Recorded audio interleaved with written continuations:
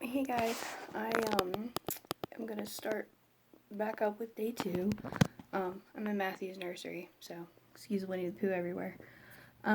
So as I talked about yesterday, we had our hearing done, everything like that. If you watched, so I'm just gonna back up a little bit from the day we went to the psychologist around us, local psychologist, not the CDU yet.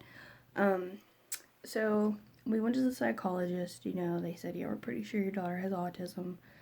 Um, that was hard to hear. And then that was in April. We made the appointment for the CDU, which was going to happen on July 21st. After this, I had called and gotten outpatient speech started, which we started seeing them in June.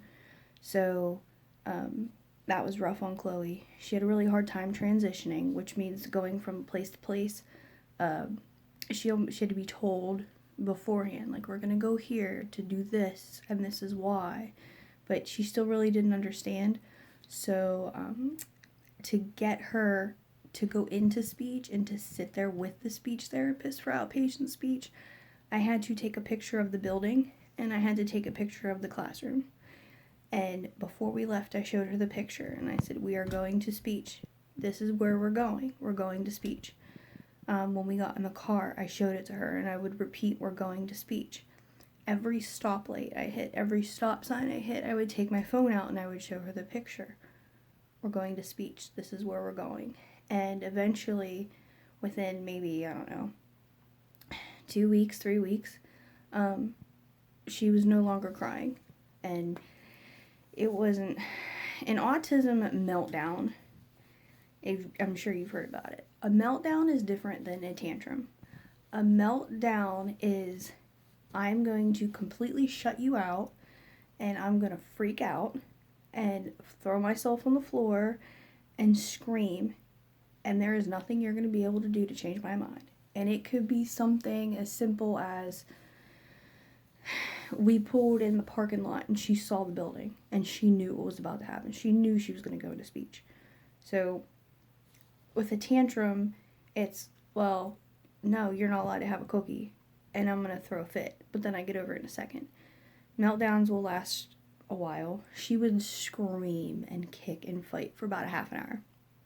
And it wasn't a normal crying, screaming like you see like a kid at the store screaming over a candy bar. It was hyperventilating and her face is turning red and she couldn't breathe and gagging. It was awful, awful, awful, awful.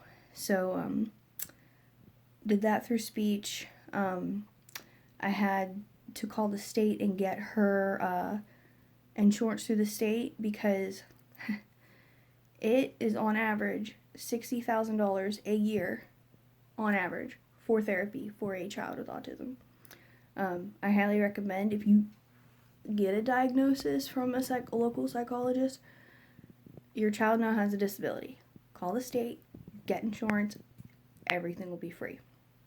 So I had called and gotten insurance, and we got insurance, so I had that all set up. So, leading up, diagnosis day, here it was. So, I knew what they were going to tell me. I knew. So, we go in, and we see a psychologist, Dr. Christy Zoller. She was wonderful, up at the CDU in South Fayette. Mind you, it took me about 4 or 5 months to get this appointment, so I was on pins and needles for 4 or 5 months. We go up, we go back, and I tell her what is going on with Chloe and things I've been seeing, things other people have been seeing. We started early intervention. She had her hearing test. I tell her all this stuff. So then she sits down with her and she starts, Chloe, put the blanket on the baby doll, put it to sleep, answer the phone, can you feed it a cookie? Can you put the circle in the box and stuff? Chloe was just checked out, not doing any of this. flapping her arms, crying. All she wanted was to come sit on me, to lay on me. So she wasn't getting anywhere with her. So she told us to leave. She was gonna write up a report. She called us back in, and she goes, I'm gonna diagnose her. She's definitely autistic, nonverbal, at that. She's probably high up on the spectrum, as far as, or should I say low on the spectrum? How about that? Level 3. There's different levels of autism. Level 3 is more severe. So Chloe, on paper, she handed it to me. It said, she has autism spectrum disorder with a severe language impairment. And to read those words with her name under it killed me. It murdered me. You don't ever want something to be wrong with your child, but something that is incurable, and she's gonna have this rest of her life. Her whole entire life changed within a few hours. We walked in, I knew it was gonna happen, but just to have it in my hand on paper, it just ripped out my soul. And I remember I came home that night, and I had all these things to do. Mind you, I've already started back in April when we got a so-so diagnosis from the local psychologist.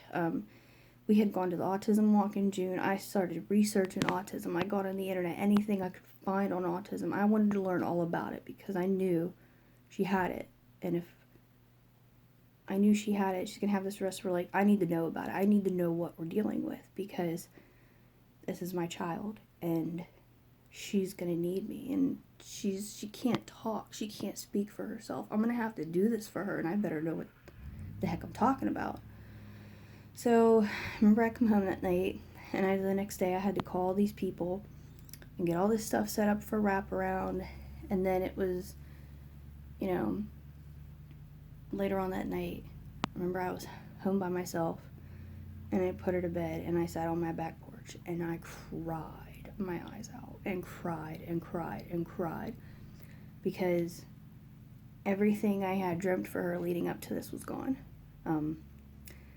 Might as well forget about her holding down a job, going to college, having kids, getting married, driving a car. All these things you think up for your kid when they're little were gone.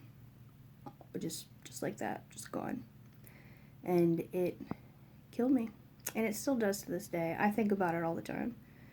And it's still hard. It will always be hard. I don't think there's ever going to be a time where I'm not going to probably cry over it. It's hard. It's tough to deal with. So I started wraparound services. I had called them, which wraparound is people come into your home. She's a behavioral specialist. Shout out to Christiane. Hey, girl. And then Amber is her TSS now. We love her with all of our heart and soul. They come into the house, and they work with Chloe, and they teach her socialization and transition and her numbers and letters and how to play and color and paint, and everything that she would learn at school, she can learn at home. And she learns this a few times a week. They come into the house, a psychologist will set the hours, and they will say, okay, your child needs 10 hours, whatever, of TSS a week. So 10 hours a week, they come into your home, they work with your kid. So we started that. Let me try and think what else. Then she also had speech and early intervention at the time. So this was all going on. Then in the following year, we thought she might have been having seizures, because this is coming in this, mind you, this brings us around to the summer of 2016. And she would sit and get real frustrated and just stare and get really upset. So there's a thing, just the staring seizures. I don't know if you've ever heard of them. People will just sit and just stare, and there was no hello, Chloe, are you there? She would not snap out of it. So maybe she's having seizures, like maybe something's going on. So it took her to a neurologist up at Children's. It took another 4 or 5 months to get this appointment. Mind you, when we were going to diagnose her, it took me forever to find a psychologist locally. No one will see a child under a certain age. It sucks. I was so frustrated, it was unreal. And my boss at work at the time was giving me problems. And she made a comment of, well, she's always going to have it. I don't know what the big deal is, It's going to, you'll find a doctor. It's comments like that that make me want to just rip people's throats out. And I get them a lot, believe it or not. Just rude comments. So I had this appointment with this neurologist up at Children's. We go to see him. He's like, I want an EEG done on her. And I'm like, yep, this is going to be fun. A 45-minute EEG. So this took me another 3 months to get this EEG done. So we took her up. We had to hold her down. They had to put electrodes on her head, and she had to sleep for it. So she cried so hard, she passed out. That was rough.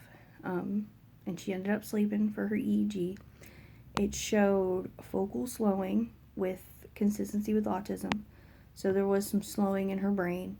So they said, well, we want to rule out seizures completely, so we're going to send her for an overnight one, which has to be done at Children's Maine. So we went up to Children's Maine. They put us on the epilepsy unit. We had to papoose her, which if you don't know what that is, they wrapped her like a burrito in a straitjacket. And it sucked. I mean, she was just screaming and hyperventilating and gagging, and oh my God, it was awful.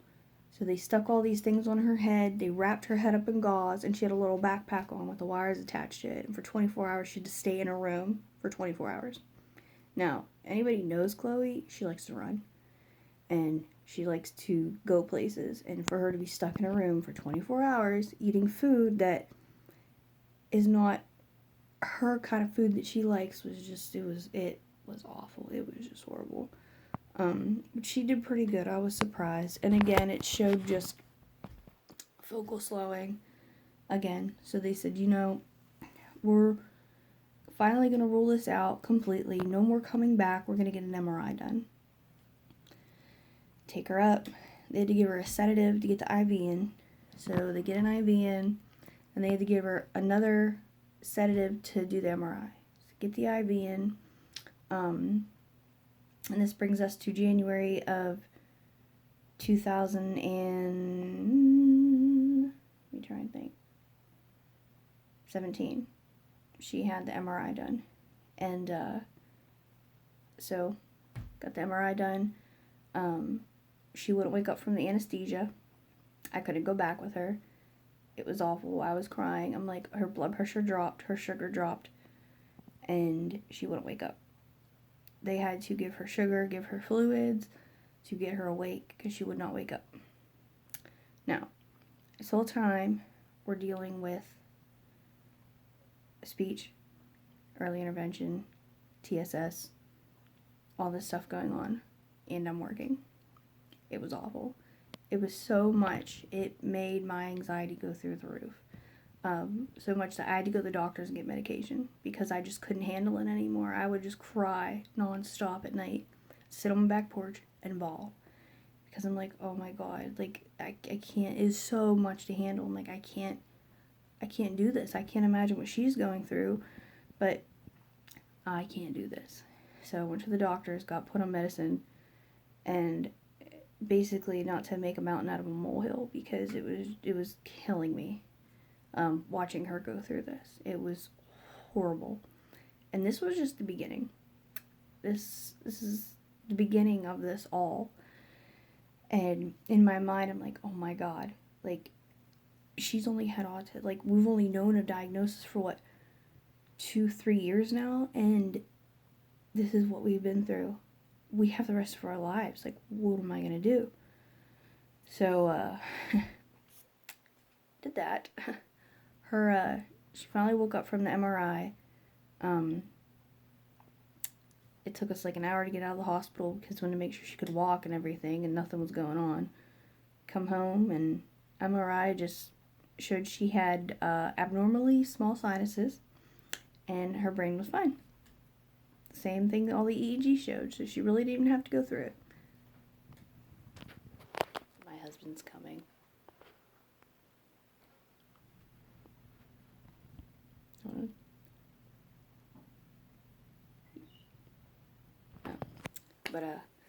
So the MRI showed nothing, and that was that. So I will bring you guys back tomorrow for more.